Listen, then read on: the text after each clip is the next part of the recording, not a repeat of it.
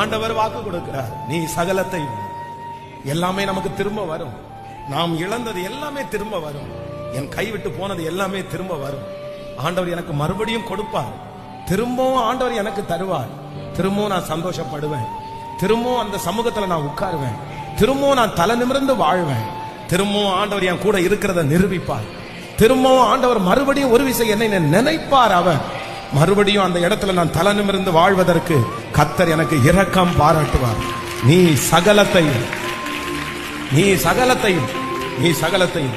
ஒருவேளை அந்த சில விஷயத்தை திருப்பியே எடுக்க முடியாத மாதிரி சில விஷயம் இருக்கும். அப்படின்னா மரணம், யாராவது இறந்துட்டாங்கன்னு வைங்களேன், இறந்தவங்களை நம்ம திரும்ப கொண்டு வர முடியாது. அப்படிப்பட்ட கேள்விக்குறியோட யாராவது ஒருத்தர் இருக்கலாம். ஆண்டவர், பாஸ்டர் எனக்கு இந்த மாதிரி ஒருத்தர் இறந்துட்டாங்க, நான் எப்படி அதை மறக்க முடியும்? திரும்பி எங்க அம்மா வந்துருவாங்களா? திரும்பி எங்க அப்பா வந்துருவாங்களா?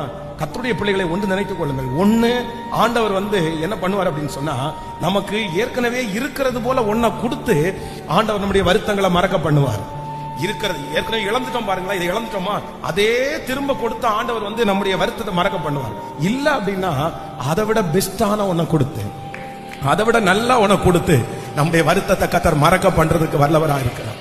ஈசாக்கை குறித்து வேதம் சொல்லுது, தன்னுடைய தாய் ரொம்ப நேசிச்சாங்க. ஒரே பிள்ளை இல்ல, சாராய்க்கு வயது சென்று சாராயுடைய கர்ப்பம் செத்து போனதுக்கு அப்புறம் கிடைச்ச பிள்ளை ஈசாக்கு. அதனால ஈசாக்க பொத்தி பொத்தி வளர்த்தாங்க.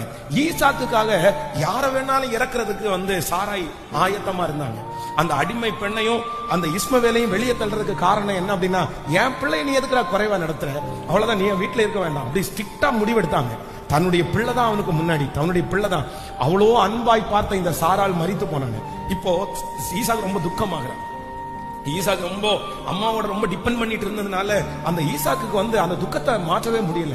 ஆனா வேதம் சொல்லுது, இப்ப அம்மாவை விட நல்ல ஒரு மனைவி ஆண்டவர் தருகிறார். ரெபேக்காளை கர்த்தர் கொடுக்கிறார்.